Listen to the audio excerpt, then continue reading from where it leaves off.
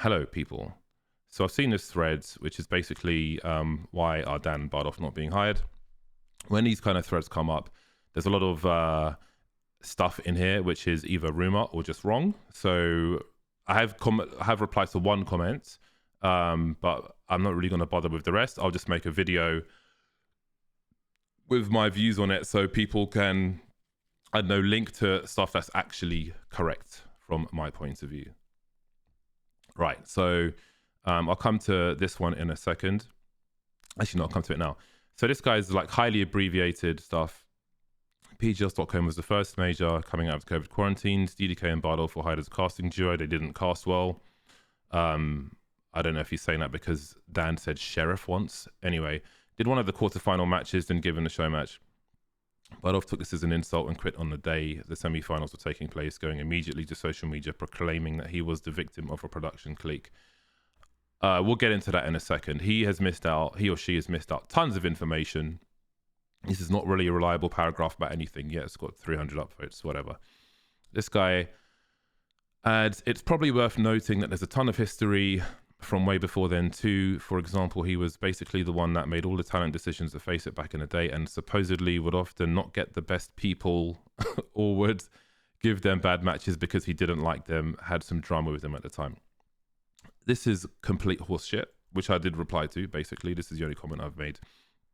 It doesn't even make sense what this person is saying. So apparently, according to this person, I made all the talent decisions at Face It, and yet I would not get the best people or would give them bad matches because I didn't like them. So if I made all the talent decisions, which, you know, in most cases I did, why would I hire people that I didn't like and then give them bad matches? So we did in most cases we did 2 lands a year, and we would get the marquee talent of the day. So if you pre-merger, if you compare like the Face It media team and the ESL media team, the ESL media team probably has about 20 times the people working on events that we do, or we did rather. So out of necessity, everybody was doing multiple things. So it was down to me to sort out the talent. I would be given a budget and I would figure out most or all of the talent based on that budget, basically. I say most or all because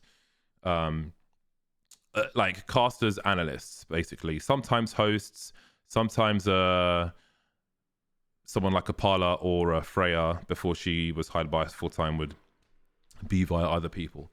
But yeah, so this comment doesn't even make sense. Like, why would I choose to not get the best people for our own products? Like, this is fucking nonsense. This is all bollocks. Now, this person has, this is just not really correct. So basically, PGL were pressured into changing a number of matches to favor other people, straight up to favor other people. Now, I think they were given the impression that most people had a meeting and agreed that, which wasn't the case because multiple people at the venue and afterwards either spoke to me or called me and said they had nothing to do with it. Sorry, bear with me 1 second.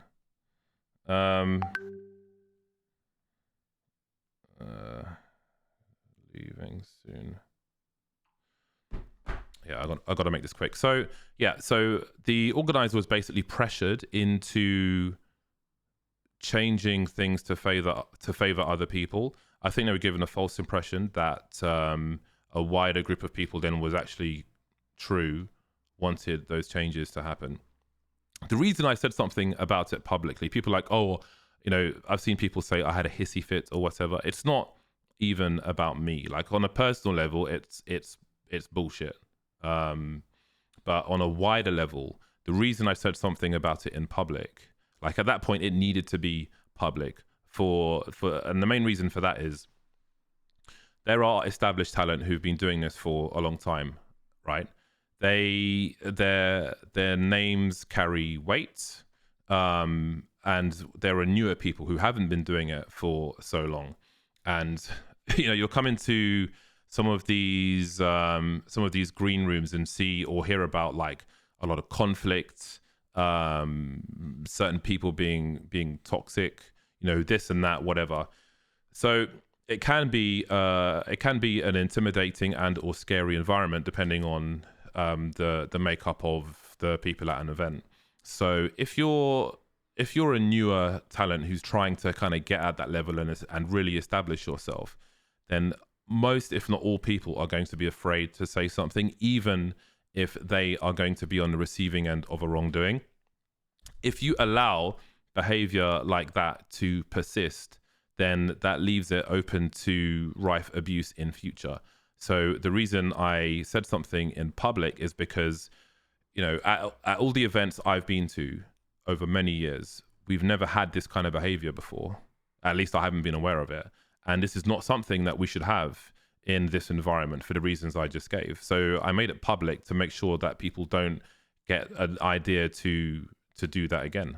I know that after that event, PGL made changes to kind of stop that kind of thing from happening in future. And that was basically the whole point of it. So, people need to understand that there are some in the scene that will always give a self-serving narrative and put things in a skewed perspective, like, oh yeah, this was done because of his ego or because of this or that. Like, whatever, man. I don't even talk to these people in the green rooms for the most part. I just mind my own business. But ultimately, it needed to be public because it needs to be stopped. There's a lot of things happening. Oh my God. There's a lot of things happening which, shit. Hold on. Hello?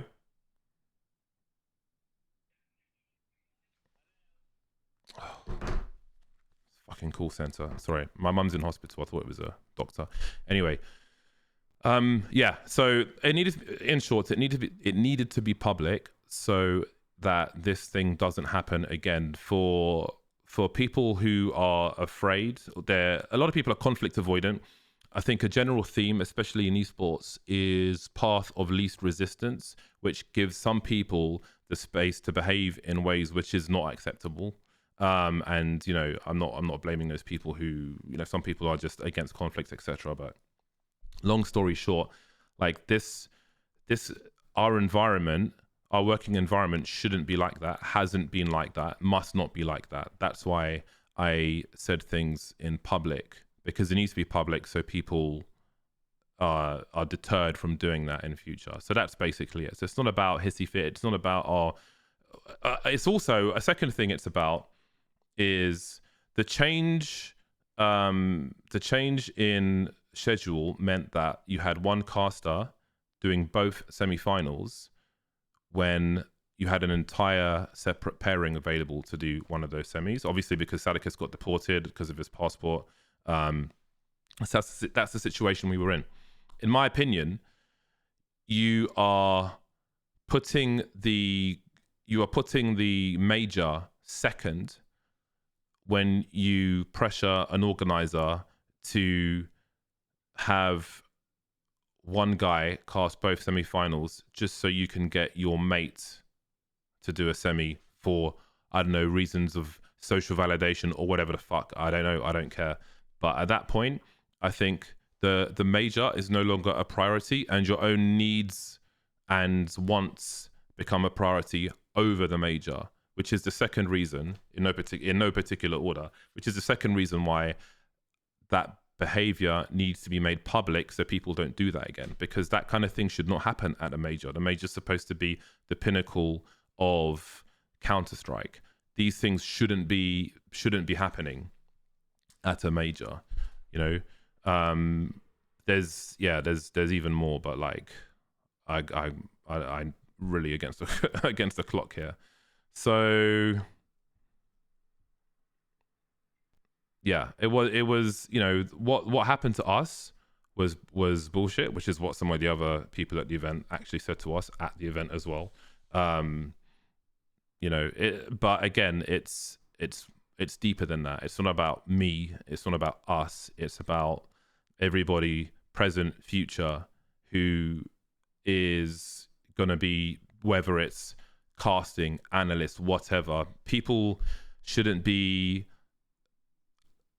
like, the who does what is up to the organizer, and they shouldn't be pressured to change that by people working the event for their own benefit.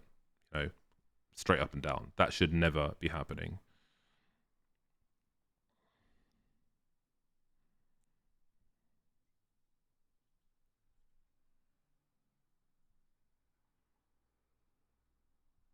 Yeah, covered casting decisions that face it already. Personally insulting Moses, there was no insult there whatsoever. As the point of that thread, you can go and click that if you want, but it was giving perspective on how I felt about what was going on in that scenario. Cheaping out on the talent but not the chicken, right? Well, I had a budget to work with, and I tried to work with that. Some people at that major thought I was trying to like stiff them. For what reason? It's fucking ridiculous. I had a budget. You have to try and make that budget work. You know, some companies have run on VC. Some companies, you know, but VC will often be part of a growing company, but also some companies will and do bleed a shitload of money, and we were not trying to run our company like that. The esports winter you hear about, I think, is, you know, companies trying to stop the bleeding, if you will. But you can compare the spending of money from a company who's just like hemorrhaging money from a company that's trying to be sensible and profitable. It's as simple as that. Comparing anything to a chicken, like, I don't give a fuck about that. I didn't have any involvement in the hiring of that nonsense, but yeah.